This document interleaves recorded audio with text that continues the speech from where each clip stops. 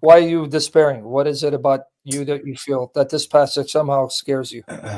um, Mostly because most of the times when I go to confession, I truly feel like I am like repentant. Um, but I always end up falling into sin Everybody do it and his again. mother. I You're not know. the only one. I know. Everybody. Everybody and his mother does, dude. There's daily the demons I battle. It's the same demons. So that's not the type of sin that Hebrews 10:26 to 29 is talking about.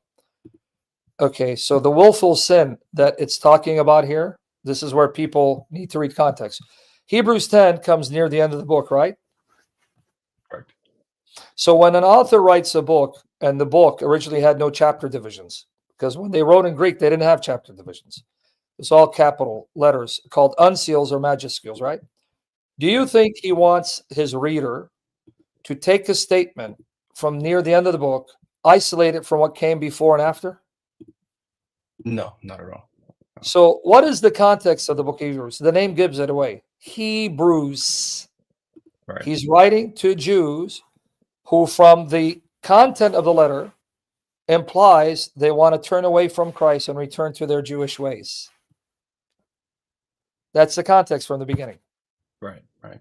So, the willful sin that he's talking about, let's read. It's right there, brother. Yeah, let me start at 23. I was going to start at 19. Here it is. Let us hold fast the confession of our hope without wavering. Without wavering. For he who promised is faithful.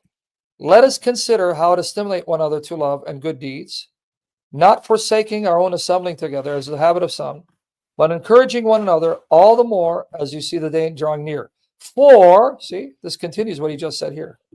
Right. Yeah. What is he talking about? Those who are seeking to abandon the assembling.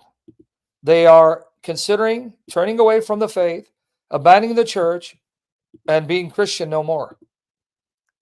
Okay. Got it. So this is the context, right? Yep.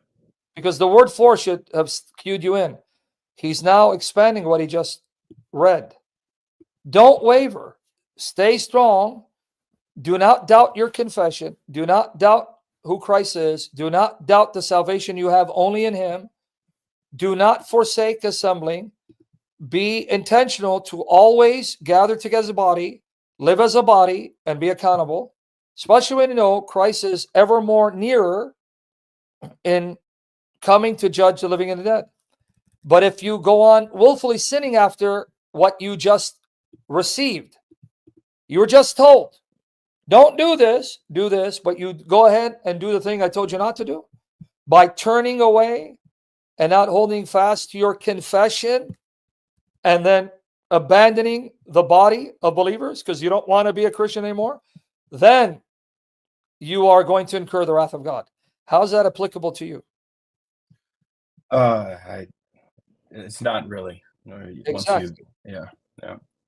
The context is not about you. You're going to confession, you're going to church, you acknowledge your sin, though you succumb to it because we've had a lifestyle of sin. See, sin is not nature because that's all we've been doing. It's unnatural and it requires supernatural grace to go against what's natural. It is natural for me to want to indulge my pleasures, fornication, gluttony. That's natural because I'm flesh. It is unnatural to go against it, and it's supernatural grace to overcome it. So it's easier to succumb than it is to overcome. That's why the Bible describes the Christian life as discipline. Paul talks about running a race, boxing, or a soldier trained in battle, boot camp. You and I both know if I don't want to have love handles, I got to get up, do my cardio, do my weights, and count my calories, right? Yeah. Is that natural or does that require discipline? Discipline for sure. But it's natural for me to sit on my couch, my belly sticking out, stuff myself with pizza and ice cream, and then wonder why I'm fat. Same thing with the Christian life. It's discipline. So it's harder. Now I'm going to have to cuss this guy out and his ancestry. I'm going to have to cuss him out and his Shia mother. Hold on one second. Okay, Petros. There you go, buddy. Sorry about that. See, now it's natural for me to cuss him out and insult his origins, right? But it's unnatural and supernatural grace for me to bite my tongue. See, it's easy. Okay, but coming back to you. You and I have lived in the flesh. We didn't always live in the spirit. So then to transition from living in the flesh and the spirit, that's work. It's like me transitioning from being a couch potato and eating unhealthy food to now going running 4 miles, hitting weights, and eating low carbs, low fat, high protein. That is a transition that's going to require a lot of discipline, a lot of sacrifice, and it's not going to be joyful. That's the Christian walk. As long as you're acknowledging your sin, you're not justifying it, even if you succumb to it. Because there are some sins that you're more prone to succumb to because they are sins due to the way you act and carry them out. What do I mean? The desire for sex is not a sin. God created the desire for food and intimacy. He created those. Because if I don't get hungry, I don't eat. And if I don't eat, my body shuts down. So who gave me the desire to eat? God. Who made it pleasurable? God, so I can keep eating. Who put desire in me to want to be intimate? God. Why? So I can get married and procreate. It's when you take those desires and pervert them that become sinful. You understand the difference? There are some sins that are actually given for good, but we pervert them. I want you to understand. And there are some sins that we all struggle in common men. Every man that I know, unless he's a monk, struggles with desire, struggles with intimacy. And it doesn't help that young men like you, handsome men like you, you're surrounded 24 hours a day with half-naked women. You go on Facebook, there's half-naked women. Oh, my goodness. You go on Instagram, half-naked woman. Oh, my goodness. What the hell? YouTube, like, oh, my God. You go to the store. And then what even kills it worse? Here's what kills it worse. You got sisters who love the Lord. Some of them are listening. They know. You see their pictures? Super tight clothes, super tight shirts, breasts sticking out, almost ready to pop out of their shirts, super tight pants, butt sticking out. And they name the name of Christ. So there are some sins that are common, we struggle, and it's more susceptible to succumb to. And so I'm not saying that's you. I'm trying to tell people, I know you're guys out there that you're struggling daily for purity because you're called not to be celibate, and it's hard. God knows better than you and I. As long as you don't justify it, condone it, excuse it, acknowledge it, He is merciful and patient with you. You're not the man of Hebrews 10. Do you want to abandon Jesus? No, of course not. Do you deny Jesus, Son of God? No, not at all.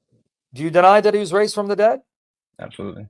Or You no. know He's Lord, He's alive, and He's come to judge the living and the dead, right? Yes. And you know there's life beyond death, right? Yes. Okay. Do you make an effort to at least go to church and not just abandon it completely? I have at times abandoned completely. Yeah. Well, yeah, well, completely in your heart of hearts, were you leaving it because you don't believe in the church? Or just No. Yeah, I that's mean, like not going to mass for yeah, I way mean, too long. brother, Yeah. you and me, man. My God, that's not what I'm talking about. Abandoning it because you have no desire to go to church because you've lost hope in the church. No, I don't have that desire. Then this does not apply to you. Got it. So don't worry. Got Why it. are you worried? Well, after hearing the explanation, it's definitely not hitting me the way that it was. I mean, it scared the hell out of me. I'm not gonna lie. So No, I know it is because we're reading it out of context. It's not about you. yeah. So it's not about you. As long as you acknowledge your sin and don't justify it and ask God for help, because there are things that you want to not do, but you can't stop doing because it's much harder. God knows it and has compassion, because Paul was in the same boat as you and I. Romans 7:14-25. He goes, the things I don't want to do, I keep doing.